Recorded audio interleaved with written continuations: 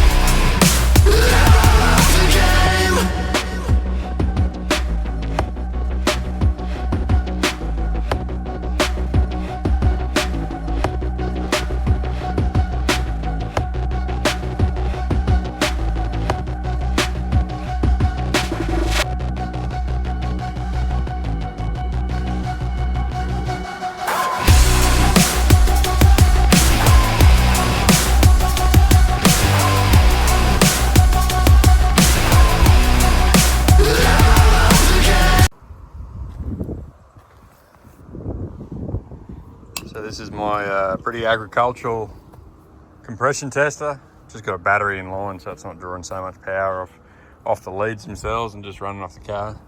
I've got the car running when I do it normally. But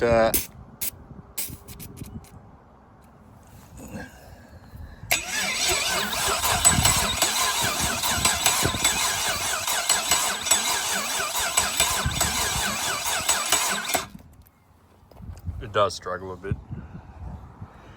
to get a good compression, but 160.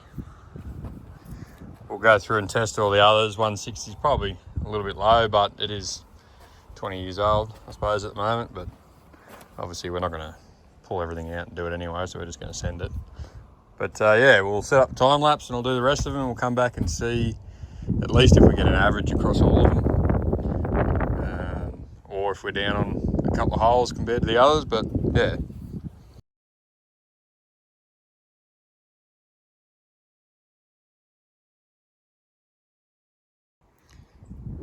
So we've done the compression test, and yeah, we got 180, 210, 200, 190, 120, 160, 130, and 190. So we've got two that are probably down compared to the other ones. So we've thrown some oil in there. We'll do another test on the ones that are down and just see if they improve. If they improve, obviously it's a ring issue. We might end up, we've got to pull the heads off anyway, so we might end up throwing some rings in it. I didn't really want to, but we do have this dodgy exhaust stud here, so we might chase another set of heads. I mean, I hate to say this, but if they don't improve, then yeah, we've got a problem with the valve seats and we can chase up another set of heads, but we'll see how we go, see what happens. So we've gone through, put some oil in it, done another compression test, 190 to 220, 120 to 210, 130 to 180. So it is the rings. We're pulling it all off to do the DOD delete kit anyway, so we'll strip off all the accessories, take the manifold off, take the heads off, and we'll keep investigating. See how we go, have a look at the cylinders, have a look at the bores when we take it apart, and just see how far we need to go with it, I suppose.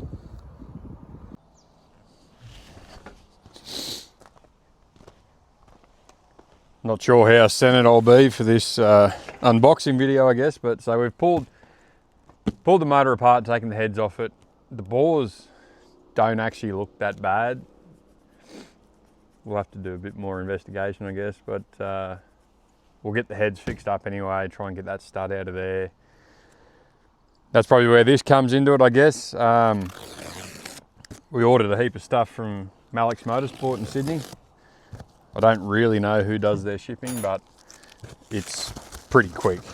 I think I ordered this on maybe Saturday when I was doing the last video, or second last video now, first video. And it turned up on Thursday or Friday, probably Thursday I think. So we'll go through here, we'll have a look. There's some parts for, well, I don't know if there's many parts for the CV8, but there's some parts for both the cars in here.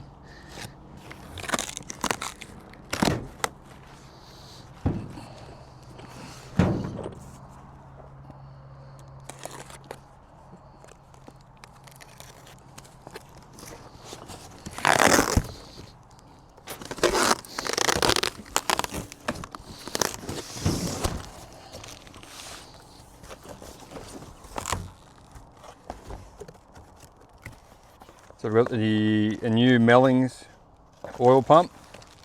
I think it's a 10% over pump for the LS. I'll try not to get all of this too dirty after just pulling that motor apart in the dirt, quite literally. So we've got the lifter trays, push rods, lift trays, roller master timing chain. It is only a single timing chain, but there's no need to go crazy with it, I don't think.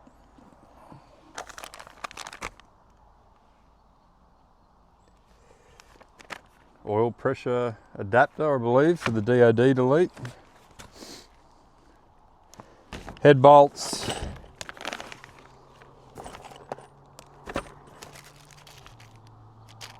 Cam bolts. Head bolts, obviously.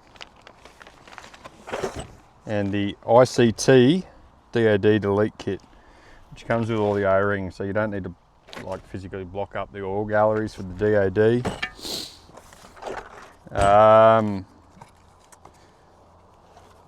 Double valve springs, Brian Tooley for these heads.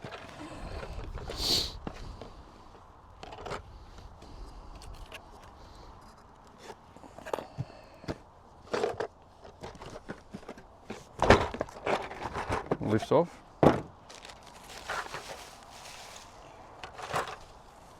So we got the valve springs, all the collets, everything to go into that, and I got the valve spring tool as well. It came a bit later. And then just a standard set of gaskets. There's no need to go. We probably will go studs and better gaskets later on, but depends how far we get with this and how long this one lasts. For the camshaft, I had another camshaft from one of the projects that I bought a whole heap of stuff, ended up having a camshaft in it. I think I bought an engine and heads, just for the heads, so I could send away for the ported heads for the CV8. So I sold that block and then I just had the cam left over. So it's a GM Motorsport Turbo Killer cam, Turbo Killer 1, the original one. I've got the same, VE, the new style Turbo Killer cam. They're pretty lumpy, pretty loud, so it'll just be the cam, lifters, push rods, valve springs. We're not going to do the trunnion kit. It's probably, again, not really needed, and then we'll look at what we're going to do with the heads, with that head stud. Probably just buy not a new set of heads, but probably buy another set of heads. I'll take it to the machinist tomorrow and see if he can fix it. We'll deck the heads. And then we also, the Lowy Fabs kit, they sent us the first part of the kit. They send it in 2 parts, but the first part of the kit is the extractors, and then they'll send through all the mounts and brackets and everything to get the car, to get that LS into the car. Again, we're just going for the most basic sort of setup to get everything into the car, to get it to Summernats. There's not really much to on their set of extractors, but I think they come with the gaskets as well. Pretty handy. So yeah, that'll be the extractors going into this car. LS, GJ drive lines, drive shaft to suit the 4L60. It's 6 litre in this car. We're going to delete the power steering. That's what that car's half sitting there for. It's got a manual steering rack in it. So I'll put the manual steering rack in it with, no power steering, so it deletes the need for the power steering pump, and having to move that, it's a bit of a setup on some of these cars. Trying to run, I think they run a V8 K-frame with a VN rack and a few things to get clearance for the extractors, but we'll just go with a manual rack. I've got a few of them here, so it's just easier to do that than mess around with everything else. So yeah, we'll pack everything up and see how we go. Might pull the engine out of this car, get it ready. I'd like to have the mounts here, but we don't have them, unfortunately. And yeah, we'll start getting this engine in this car and then wiring it up. I did see Shane's chassis. I think he's in Picton in Sydney. He actually has a new mount. I don't know if it's new, but I was just doom scrolling today on Facebook, and he's got a mount to put the electronic pedal in these cars. So I think we'll just stick with E38 ECU, keep the electronic pedal. Everything's all there, so we'll go with that way, I think.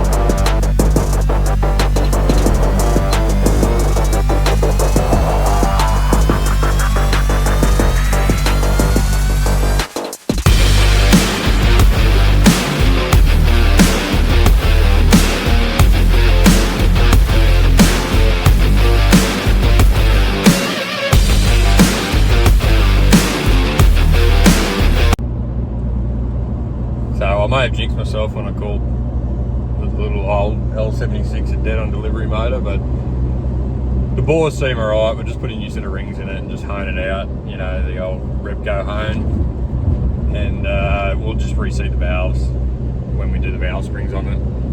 It'll be fine. I'm heading over to a bloke named Gareth. He runs LS Conversions. He normally does all in-house full conversions, LSAs into Commodores, Patrols, Cruisers, even new style 79 series Cruisers. You put a couple of LSs in those.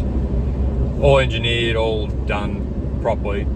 I just said to him, look, can you make me a harness, party harness? So we're getting rid of the transmission control in the VZL76 E38s, and we're just going to put a shift plug in it, so it'll just be basically a manual harness, just with a shift plug, so it doesn't shift, only shifts off the ratchet. Yeah, he's been doing conversions on these cars for a long time, at least 10 years in Central West. He also does a lot of barriers into Patrols and barriers into other cars as well. So we'll head over there, drop the harness off. I won't do any filming over there. I've got 34 followers. He's got 10,000, so he doesn't need any promo from me. But yeah, just let you know that he's helped me out. I'll put a link on this video, so you can head over to his page or just jump on Facebook and look up LS Conversions. And he's also put me on a bloke who's going to have a look at the broken stud in the head. We'll try and fix it. Another set of square port heads would be probably $800, $1,000. So we'll just see what we can do to fix these ones. Obviously we had all this stuff turn up from Alex. I've now had to do another order. Piston rings, conrod bearings, conrod bolts. So yeah.